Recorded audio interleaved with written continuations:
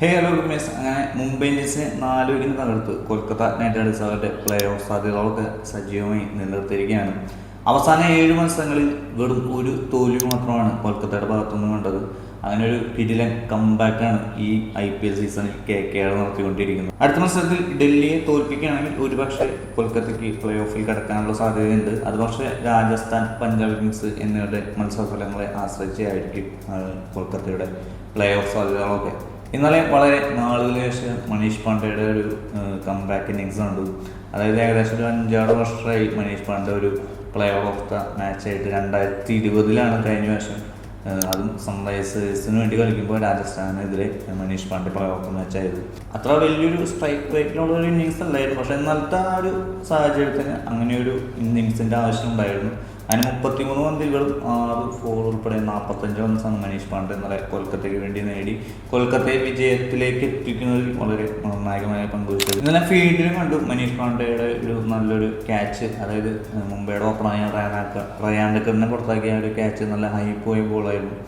അത് പുള്ളി അത്യാവശ്യം എഫേർട്ട് എടുത്ത് തന്നെയാണ് അത് കയ്യിലൊതുക്കിയത്. അപ്പോൾ നമുക്ക് നല്ലൊരു മത്സരത്തിൻ്റെ കൂടുതൽ വിശേഷങ്ങൾ വീഡിയോ തുടർന്ന് ചാനൽ സബ്സ്ക്രൈബ് ചെയ്യാലേക്ക് മത്സരത്തെ കുറിച്ചുള്ള അഭിപ്രായങ്ങളൊക്കെ ഒന്ന് കമൻറ്റ് ചെയ്യുന്നു. ഇന്നലെ മുംബൈക്ക് വേണ്ടി ക്യാപ്റ്റൻ ഹാർദിക് പാണ്ഡ്യ വീണ്ടും മടങ്ങി വരികയായിരുന്നു 2-3 മത്സരങ്ങൾക്ക് ശേഷം. പക്ഷേ പ്രത്യേകിച്ച് ഗുണമൊന്നും ഉണ്ടായില്ല. ഇന്നലെയും മുംബൈ തോക്കുകയായിരുന്നു. ടോസ് നേടിയ KKR ക്യാപ്റ്റൻ അജിൻക്യ രഹാനെ മുംബൈ ബാറ്റിങ്ങിനൊക്കെയായിരുന്നു. ഒരു 1 സ്കോർ അടിച്ചെടുക്കാനുള്ള അന്വേഷണത്തോടെ തുടങ്ങിയ മുംബൈ ബാറ്റിംഗ് നേരെ പവർ പ്ലേയിൽ തന്നെ തകർക്കുന്ന കാഴ്ചയാണ് ഇന്നലെ നമ്മൾ ഈഡൻ ഗാർഡനിൽ കണ്ടത്. പവർ പ്ലേയുടെ 3-ാം ഓവറിൽ കൊൽക്കത്ത നൈറ്റ് റൈഡേഴ്സിന്റെ കോടിപതിയായ അതായത് മുൻ മുംബൈ ഇന്ത്യൻസ് താരമായ ക്യാമറൂൺ ഗ്രീൻ റയാൻഡക്കറിനെയും നെമാൻഡറിനെയും പുറത്താക്കി മുംബൈയുടെ പതനത്തിന് തുടക്കം കുറിക്കുകയായിരുന്നു. തൊട്ടടുത്ത ഓവറിൽ തന്നെ രോഹിത് ശർമ്മയും അതുപോലെ തന്നെ പവർ പ്ലേയിലെ അവസാന ഓവറിൽ സൂര്യകുമാർ യാദവിനെ മടക്കി സൗരവ് ദുബെ മുംബൈയുടെ തകർച്ചയിൽ പ്രധാന പങ്കുവഹിക്കുകയായിരുന്നു. രോഹിത് ശർമ്മയും അതുപോലെ തന്നെ സൂര്യകുമാർ യാദവും ഇരുവരും 15 റൺസ് മാത്രമേ ഇന്നലെ മുംബൈക്ക് വേണ്ടി നേടിയുള്ളൂ. 2 6 ഉൾപ്പെടെയാണ് രോഹിത് ശർമ്മ ഇന്നലെ 15 റൺസ് എടുത്തത്. ഇന്നലെ എസ്പെഷ്യലി കൊൽക്കത്തയുടെ ഒരു ഫീൽഡിലെ പ്രകടനം എടുത്തു പറയേണ്ടതാണ്. അതായത് രോഹിത് ശർമ്മയുടെ റയാൻഡക്കറിന്റെ ക്യാച്ച് 2 ക്യാച്ചും അത്ര ഈസി ആയിരുന്ന കാര്യമല്ല. 41-4 എന്ന നിലയിൽ തകർന്ന മുംബൈയെ 5-ാം വിക്കറ്റിൽ ഒത്തുചേർന്ന ക്യാപ്റ്റൻ ഹാർദിക് പാണ്ഡ്യ തിലക് വർമ്മയും ചേർന്നു മുംബൈ ഇന്നിങ്സിനെ കരകയറ്റിയായിരുന്നു. ഇരുവരും ചേർന്ന 5-ാം വിക്കറ്റിൽ 43 റൺസിന്റെ പാർട്ണർഷിപ്പാണ് മുംബൈക്ക് വേണ്ടി നേടിയത്.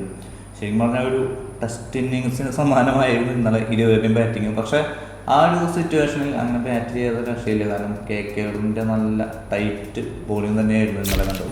ഇതിനിടയിൽ തിലക് വർമ്മയെ പുറത്താക്കാനുള്ള ഒരു അവസരം ആംഗ്ലിക് സ്റ്റേഡിയം വരും ചക്രവർത്തിയും ചേർന്ന് കളഞ്ഞു. ഇരുവരും ക്യാച്ച് എടുക്കാനുള്ള ശ്രമത്തിൽ ഒരു ചെറിയൊരു കൊളാപ്സ് ആയ ആ ഒരു ക്യാച്ച് മിസ്സാക്കിയായിരുന്നു. ഇന്നലെ ഇതുപോലത്തെ 2-3 സിറ്റുവേഷൻ കണ്ട് മുംബൈയുടെ ബോളിങ്ങിലും അതായത് മുംബൈയുടെ ഫീൽഡിംഗ് സമയത്ത് ഇങ്ങനെ ഒരു സിറ്റുവേഷൻ ഉണ്ട്. എന്നാൽ 14-ാം ഓവറിൽ കാർത്തിക് ത്യാഗി തിലക് വർമ്മയെ അനുകുൽ റോയിയുടെ കൈകളിൽ എത്തിച്ച് ആ ഒരു പാർട്ട്ണർഷിപ്പ് അവിടെ ബ്രേക്ക് ചെയ്യുന്നു. തിലക് വർമ്മ ഇന്നലെ 32 പന്തിൽ 20 റൺസാണ് മുംബൈക്ക് വേണ്ടി നേടിയത്. അതിൽ ആ കൂടിയുള്ള ഒരു 6 വളരെ റയറായി കാണുന്ന ഇന്നിങ്സാണ് തെലങ്കാനയുടെ ഭാഗത്തുനിന്ന് കണ്ടത്.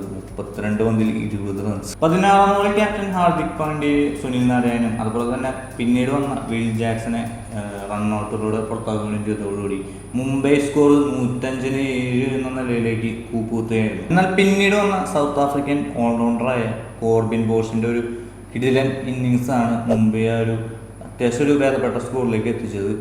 കോർബിൻ ബോഷ് ഇന്നലെ 18 പന്തിൽ 3 4 2 6 ഉൾപ്പെടെ 32 റൺസാണ് ഇന്നലെ മുംബൈക്ക് വേണ്ടി നേടി മുംബൈയുടെ ടോപ്പ് സ്കോററായത്. അതായത് രോഹിത് ശർമ്മ, സൂര്യകുമാർ യാദവ്, തിലക് വർമ്മ, ഹാർദിക് പാണ്ഡ്യ, റയാൻഡക്കറുടെ എന്നീ കിടിലൻ ബാറ്റ്സ്മാന്റെ കൂട്ടത്തിൽ ഉള്ളപ്പോൾ ഏറ്റവും ടോപ്പ് സ്കോററായത് ഇന്നലെ കോർബിൻ ബോഷ് ആയിരുന്നു. 8-ാം വിക്കറ്റിൽ ദീപക് ചഹാറിനെ കൂട്ടുപിടിച്ച് 42 റൺസിന്റെ പാർട്ട്ണർഷിപ്പാണ് ഇരുവരും കൂടി കൂട്ടിച്ചേർത്തത്.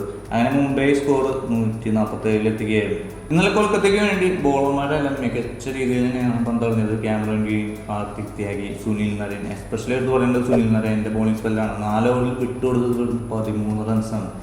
അതുപോലെ തന്നെ വരും ചക്രവർത്തിയുടെ ബോളിംഗ് കുഴപ്പമില്ല. 4 ഓവറിൽ 28 റൺസാണ് മാത്രം വിട്ടുകൊടുത്തത്. അങ്ങനെ മുംബൈയുടെ ഈ ഒരു ചെറിയ സ്കോർ ഈസിയായി ചേസ് ചെയ്യാൻ തുടങ്ങി ആത്മവിശ്വാസത്തോടെ തുടങ്ങിയ KKRനെ ആദ്യ ഓവറിൽ തന്നെ ഞെട്ടിച്ച് ദീപക് ചഹാർ. ഫിന്നലിനെ ആദ്യ ഓവറിലെ അവസാന പന്തിൽ ബോൾഡാക്കി ദീപക് ചഹാർ മുംബൈക്കൊരു ബ്രേക്ക് ത്രൂ നൽകി. ആ ഒരു വിക്കറ്റ് എടുത്ത ശേഷം ദീപക് ചഹാറിൻ്റെ ഒരു പട്ടി ഷോ ഉണ്ട്. അതായത് റീസെൻ്റ്ലി നമ്മൾ കണ്ടുകൊണ്ടിരുന്ന ആ ഒരു നോട്ട് ബർത്ത് സെലിബ്രേഷൻ, അതായത് പോക്കറ്റ് ചെയ്യുന്ന ഒരു കടലാസ് എന്തെങ്കിലും ചെയ്ത് ഉയർത്തി കാണിച്ചുള്ളത്. പക്ഷേ ഈ പുള്ളി അതിന് പകരം ജസ്റ്റ് ആ ഒരു ആക്ഷൻ മാത്രം കാണിച്ചോളൂ, നോട്ട്സ് ഒന്നും ഉണ്ടായില്ല. പിന്നീട് വണ്ടോണായിട്ട് മനീഷ് പാണ്ഡെ വരുന്നു. മനീഷ് പാണ്ഡെ രഹാനും ചേർന്ന് രണ്ടാം വിക്കറ്റിൽ ഒരു 38 റൺസിൻ്റെ പാർട്ണർഷിപ്പ് ഇവിടെ ബിൽഡ് ചെയ്യുന്നു. എന്നാൽ പവർ പ്ലേയിലെ അവസാനം ഓവർ എറിഞ്ഞ Corbin Bosch captain Ajinkya Rahane മടക്കി മുംബൈക്ക് വീണ്ടും ഒരു ബ്രേക്ക് നൽകുകയായിരുന്നു. അജിൻക്യ രഹാനെ എന്നുള്ള 17 പന്തിൽ 4 4 ഉൾപ്പെടെ 21 റൺസ് മാത്രമേ ഇന്നലെ നേടാനായുള്ളൂ. പിന്നീട് വന്ന ക്യാമറ ഗ്രീനെയും പെട്ടെന്ന് തന്നെ കോർബിൻ ബോഷ് മടക്കിയോടുകൂടി മുംബൈക്ക് ഒരു നേരിയ വിജയ പ്രതീക്ഷ തോന്നുന്നു. ശരിക്കും പറഞ്ഞാൽ ഇന്നലെ മുംബൈ അങ്ങനെ ജയിക്കാൻ വെച്ച പ്ലെയർക്കെന്ന് വെച്ചാൽ കോർബി ബോഷാണ്. കാരണം കോർബി ബോഷിൻ്റെ ഒരു ഓൾറൗണ്ട് പ്രകടനമാണ് ഇന്നലെ മുംബൈ ഒരു വലിയൊരു തോൽവിയെന്ന് വെച്ചിട്ടുണ്ടെങ്കിൽ പറയാം. അതായത് 3 വിക്കറ്റ് നേടുകയും ചെയ്തു. അതായത് 3 വിക്കറ്റ് എടുക്കുകയും പിന്നെ ബാറ്റിങ്ങിൽ 32 മുംബൈയുടെ ടോപ്പ് സ്കോറർ ആകുകയും അതുപോലെ തന്നെ ഫീൽഡിലും ഇന്നലെ കോർബി ബോഷിൻ്റെ ഒരു ഇതിന് ക്യാച്ചും കണ്ടതാണ്. അപ്പോൾ ഒരു ഓൾറൗണ്ട് പ്രകടനമായിരുന്നു കോർബി ബോഷിൻ്റെ. എന്നാൽ 4ാം വിക്കറ്റിൽ ഒത്തുചേർന്ന മനീഷ് പാണ്ഡെയും റോമാൻ പവലും ചേർന്നത് 64 റൺസിൻ്റെ പാർട്ട്ണർഷിപ്പ് കൊൽക്കത്തയുടെ ഇന്നിങ്സിന് കരുത്തായി മാറുകയായിരുന്നു.